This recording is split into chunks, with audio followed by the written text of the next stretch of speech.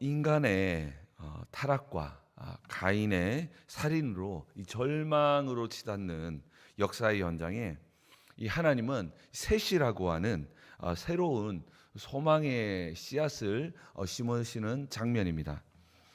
이 하나님을 떠난 인간은 인생의 공허함과 두려움을 마주하게 됩니다. 이것은 하나님께서 이들에게 이러한 것을 주신 것은 어쩌면 하나님을 찾으라고 하는 영적 좌표였습니다. 이를 통해서 다시 하나님을 찾고 영적 에덴을 누리라는 것이죠. 그러나 하나님은 이 결핍, 이 두려움과 절망을 하나님을 찾는 신호로 삼기보다 도리어 하나님을 대체해야 할 자기들만의 견고한 세상을 세우려고 했습니다.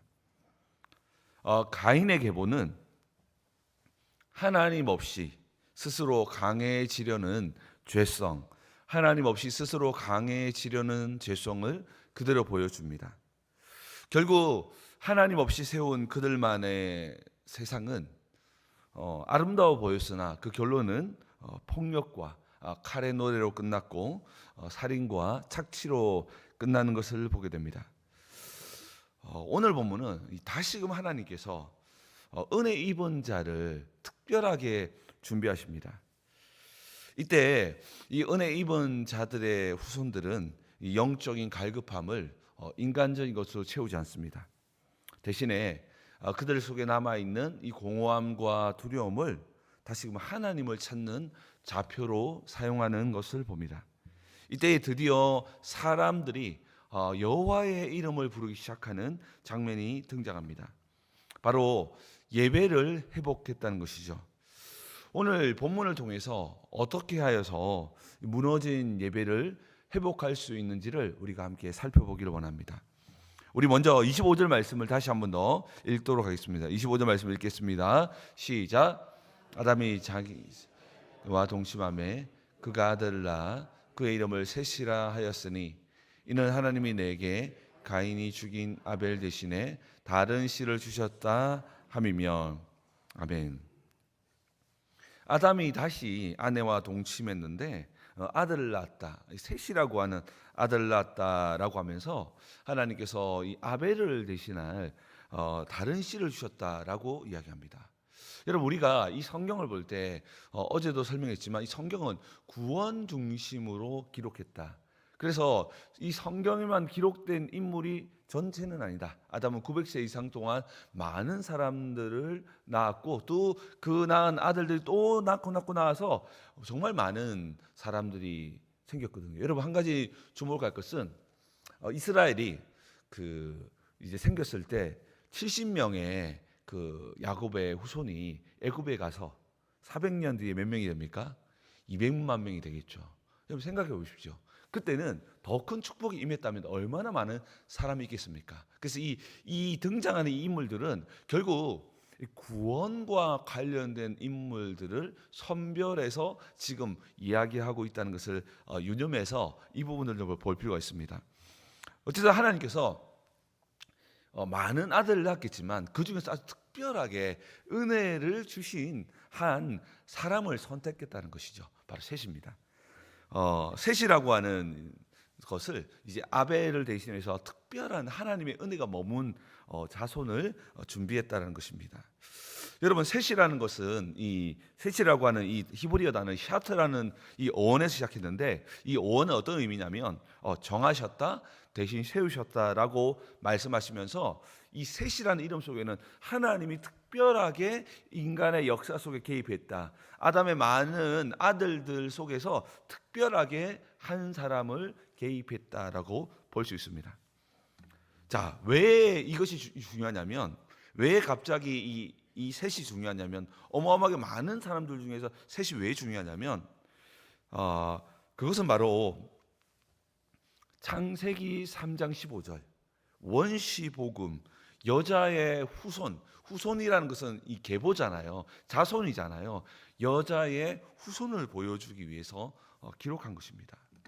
인류를 구원할 메시아를 보내기 위해서 아벨이 무너지고 난 후에 하나님은 또다시 인간의 역사 속에 아주 은혜를 입은 자를 하나님께서 세우신다는 겁니다.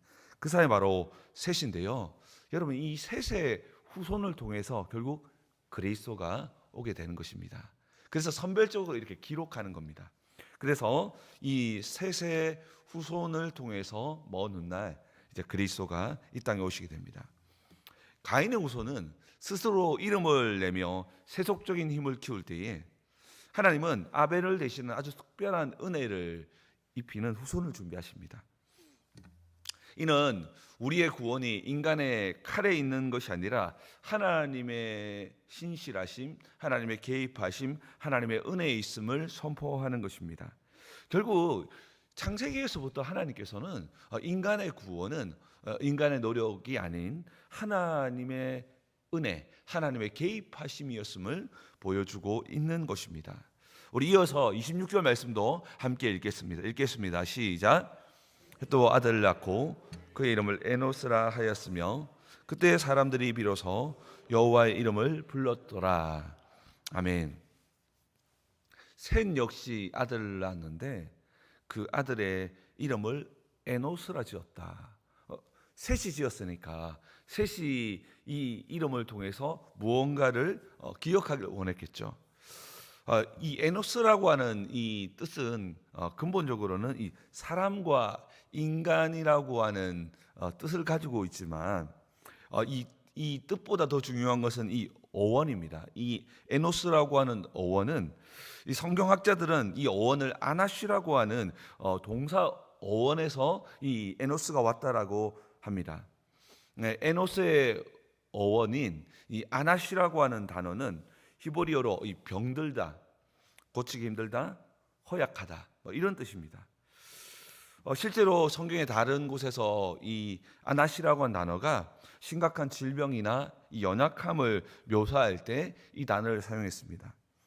셋의 아들의 이름을 사람이라고 하는 아담이라고 쓰지 않고 에노스를 쓴 것은 단순히 사람이라는 뜻을 넘어서 인간은 근본적으로 깨어지고 병들고 연약한 존재로서 죽음에 이를 수밖에 없는 연약한 인간임을 기억하고 고백하기 위해서 이 에노스라고 하는 이름을 지었다는 것입니다.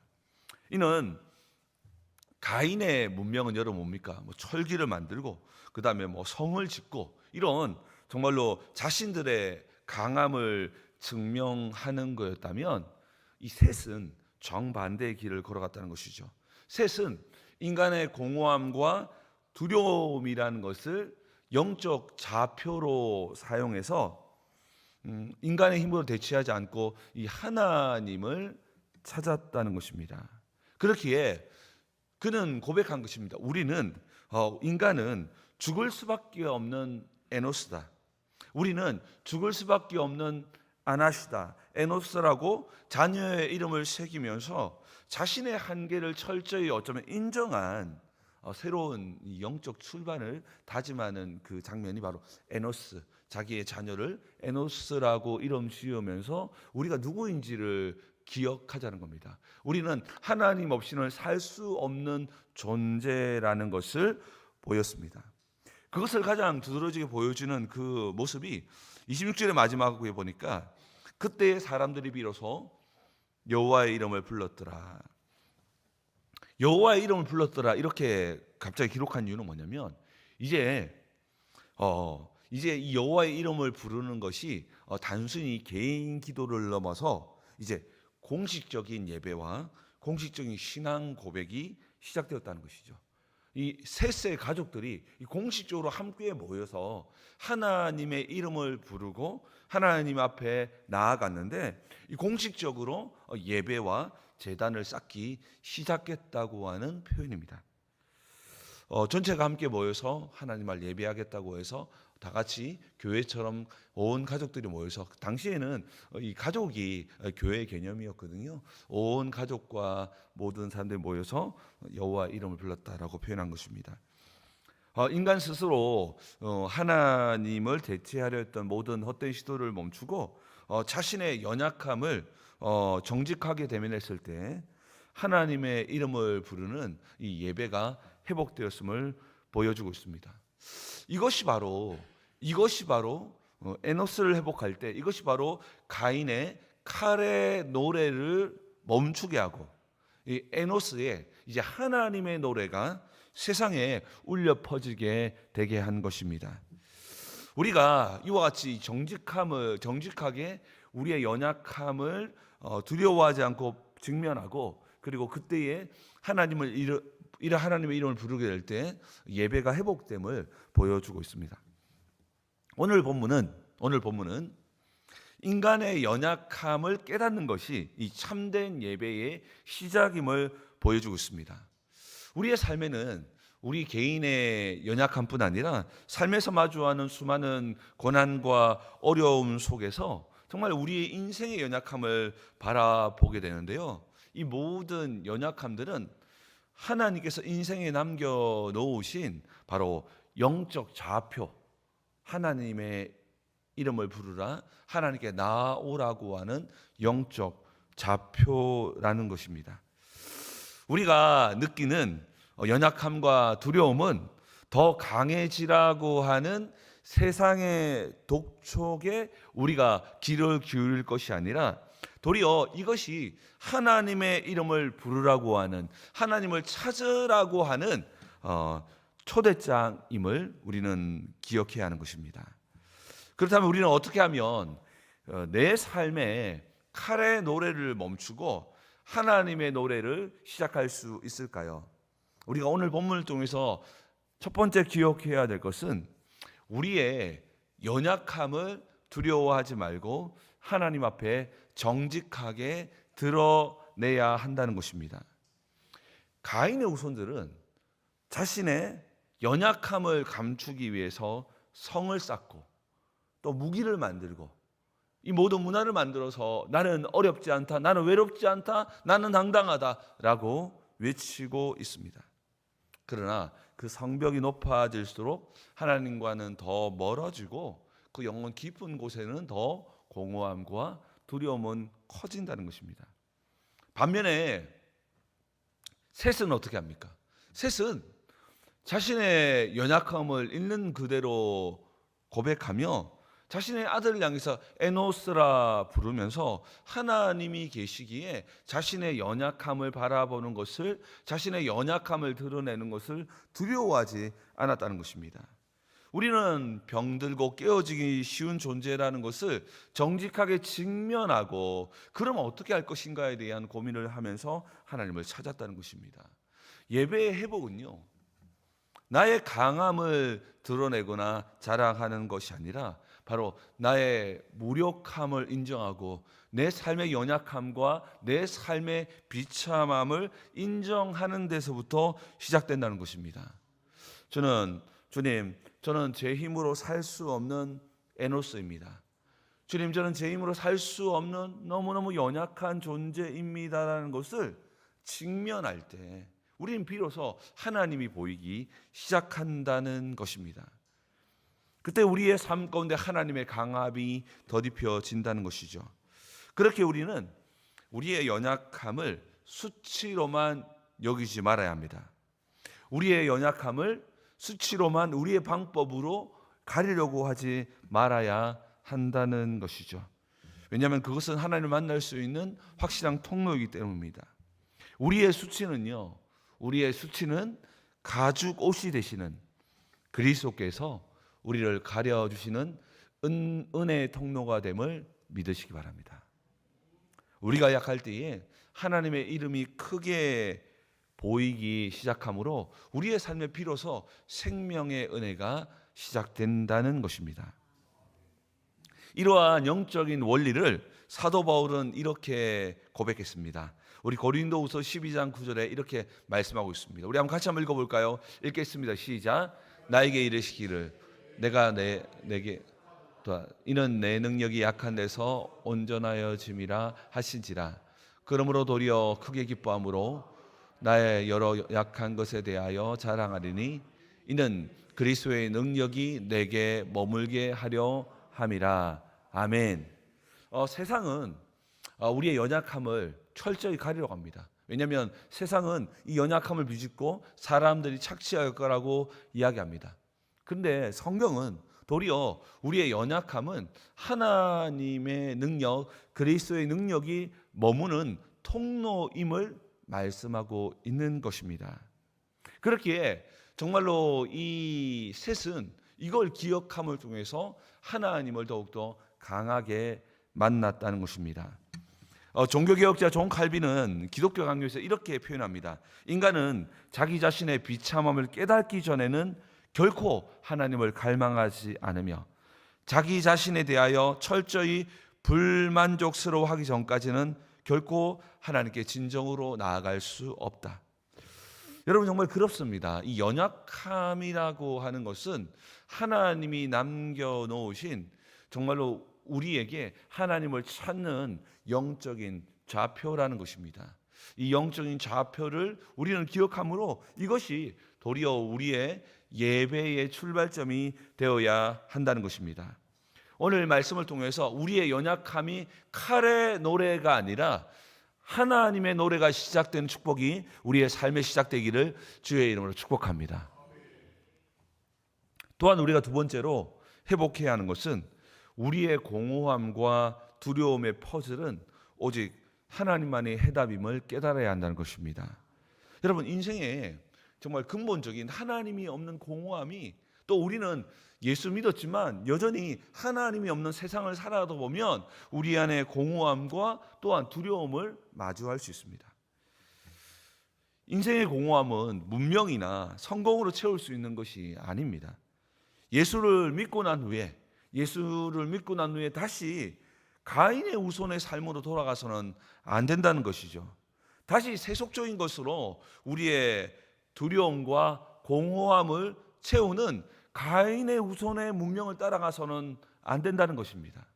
우리는 정말로 예배와 이 모든 말씀과 기도 속에서 이 모든 두려움과 모든 공허함이 채워진 충만한 상태로 세상 속에서 경험하는 여행이나 이 모든 것은 우리의 삶에 덤으로 얻어지는 축복이지 이것 자체가 우리 인생의 근원적인 체험이 되어서는 안 된다는 것입니다. 가인의 후손들은 음악과 예술과 이런 문명을 통해서 자신의 이런 근본적인 것을 채우려고 했습니다. 그러나 그 끝은 화려해 보였으나 되게 우리의 삶을 정말 윤택하게 하는 것처럼 보였지만 그 끝은 칼의 노래였다니까요. 칼의 노래. 살인과 착취와 또한 억압하는 그런 결론으로 치닫게 되었습니다. 그런데 에노스 시대의 사람들은 여호와 이름을 불렀다는 것은 인생의 모든 결핍의 해답이 하나님께 있음을 기억했다는 것입니다. 여러분 정말 인생의 해답은 하나님께 있으며 여러분 인생의 해답은 정말 하나님 안에 있다는 것입니다.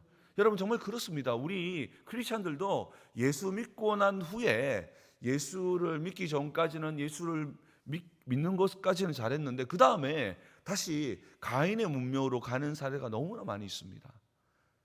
왜냐하면 세상을 살다 보니까 진짜로 여전히 우리에게는 공허함과 두려움을 경험하게 되거든요. 왜냐하면 세상에 살아가니까, 세상의 문화가 그러니까. 그런데 그것을 채우기 위해서 또다시 세상의 것을 채워나가면 더 목마르고 더 어려워진다는 것이죠. 그러니 우리는 성경의 말씀대로 하나님 말씀과 하나님으로 채워지는 은혜가 필요합니다. 여러분 잘 생각해 보십시오. 어느 순간 사람들이 예배에 나오지 않습니다. 여러분 수요예배 한번 보십시오. 금요일 보십시오. 이거는 한국 교회, 여러분 정말 그렇습니다. 정말 한국 교회 1000명 되는 교회들도 수요예배 보면 20명, 30명 뭐 이런 경우 정말 많습니다. 예배에 몇 명 모이냐 이게 문제가 아니라 사람들이 예수 믿고 난 후에 가인의 후손의 문명을 따라서 여러분 정말 저는 여행을 많이 가십시오. 여행 좋다고 생각합니다. 그러나 채워지지 않는 것들을 인간의 근본적인 것을 채우기 위한 걸음을 걸어가 버린 것은 문제가 있다는 것입니다. 또한 여러분 무엇입니까? 세상에 그런 여러 가지 여가 너무 좋습니다. 필요합니다. 여러분들도 여가 즐기시면 됩니다. 그러나 인간의 근본적인 것이 채워지지 않으니까 그 근본적인 것을 채우기 위한 여가는요 하나님이 싫어하십니다. 그렇기 때문에 우리는 정말 오늘 이 장면, 결국 에노스라는 이름을 부르기 시작했을 때 회복한 게 뭡니까? 여호와 이름을 불렀다. 예배였거든요. 여러분, 우리가 꼭 기억해야 될 것은 예배에 안 드리면 벌 받는다 이런 개념이 아니라 예배는 진정한 안식임을 믿으시기 바랍니다. 여러분, 예배는 진정한 즐거움임을 믿으시기 바랍니다. 예배는 그 어떤 곳에 채울 수 없는 진정한 모든 것이 있는 하나님의 은혜입니다. 근데 어느 순간 이 예배가 종교적인 영역으로 전락해버렸고, 이 예배가 정말 어떻게 보면 너무나 그 인간적인 것으로 좀 변질되어 버린 부분이 너무 많이 있다는 생각이 들었습니다. 에노스라 이름을 불렀던 것은 인생의 근본적인 것은 오직 여호와로만 채울 수 있다고 하는 고백입니다. 문명이 발전할수록 더 편리해지고 더 그러니까 말합니다. 아니야. 이것을 좀 채울 수 있어 라고 하는 정말 어마어마한 TV의 광고들과 이 소리 속에 많은 크리스찬들도 쫓아서 에노스라 부르지 아니하고 도리어 가인의 후손의 삶을 따라가는 것이 우리 안에 너무나 많이 있다는 것입니다. 그러나 셋이 에노스라고 부른 것은 정말 근본적으로 아주 심플하게 우리 인생의 정말 체험과 즐거움과 행복과 만족과 안식은 예배 안에 있음을, 하나님 안에 있음을 깨달았다는 것입니다. 우리 또한 그 축복이 임했으면 좋겠습니다. 시편 73편 28절에 이렇게 말씀하고 있습니다. 하나님께 가까이 함이 내게 복이라. 내가 주 여호와를 나의 피난처로 삼아 주의 모든 행적을 전파하리이다. 여러분, 정말 그렇습니다. 여러분, 다윗이 고백한 것처럼 화려한 궁전보다 내가 정말 이 성전에 문지기로 하루가 있는 것이 더 낫다라고 말했던 것처럼, 여러분 정말 이 비밀을 우리가 먼저 깨닫고 누리고 걸어가야 합니다. 여러분, 우리가 단순하게 이 예배를 직분을 맡았기 때문에 아니면 우리가 오래 교회 다녔기 때문에 나오는 것이 아니라 이 예배 안에는 우리 인간의 근본적인 것을 채워나가는 은혜가 있다라는 것입니다. 이 은혜로 충만한 우리가 되어져서 우리가 삶으로 걸어가고 세상 속으로 들어가야 한다는 것입니다. 문제는 무엇이냐면 많은 크리스찬들이 예배를 드림에도 여전히 공허하고 여전히 두려움 속에서 살아가다 보니까 그것을 채우기 위해서 세상적인 것으로 채워나가는 것을 보고 있습니다. 그러니 시간 지날수록 점점 예배당에는 사람이 줄어들고 그 사람들은 점점 여가 그리고 여행 이런 곳으로 가 있을 겁니다. 점점 더 심해질 것입니다. 여러분, 이 여가 생활을 하는 것에 문제를 두는 것이 아니라 근본적으로 이 예배가 안식이 되지 못하고 이 예배가 체험이 되지 못하고 이 예배가 근본적인 인간의 것을 만족시키지 못하는 것으로 전락하고 있는 부분들을 우리는 기억해야 합니다. 여러분, 그래서 우리 또한 세상을 향한 노래를 멈추고 하나님을 향한 노래가 우리 안에 시작될 때 진정한 행복, 진정한 안식, 진정한 즐거움이 있음을 우리가 먼저 경험하고 온 땅에 증거하는 우리 모두 되기를 주님의 이름으로 축복합니다. 우리 한번 기도하겠습니다. 우리 기도할 때 여러분 정말 그렇습니다. 정말 셋이 에노스라고 이름을 지은 것은 정말 우리가 얼마나 연약하고 우리는 오직 하나님만으로 채워지는 존재임을 기억하고 정말 채워나가는 것입니다. 우리 정말 기도할 때 예배를 드리면서도 얼마나 많은 사람들이 공허하고 예배를 드리면서도 얼마나 많은 사람들이 두려움 가운데 살아가는지 모르겠습니다. 하나님 아버지, 오늘 우리 모두 오늘 예배하는 모든 자들마다 정말로 우리 안에 거하는 인간의 근본적인 공허함과 두려움들이 다 사라지게 하시고 우리가 예배할 때마다 정말로 우리 인생의 유일한 해답은 여호와이심을 선포하는 우리의 인생 되기를 원하오니 주여 이 예배의 축복을 회복시켜 주시고 우리 안에 다른 것 아닌 오직 하나님으로 채워지는 오직 예수로 채워지는 우리 인생 되게 도와달라고 역사해달라고 우리 주여 한번 부르신 후에 기도합니다. 기도하겠습니다. 주여.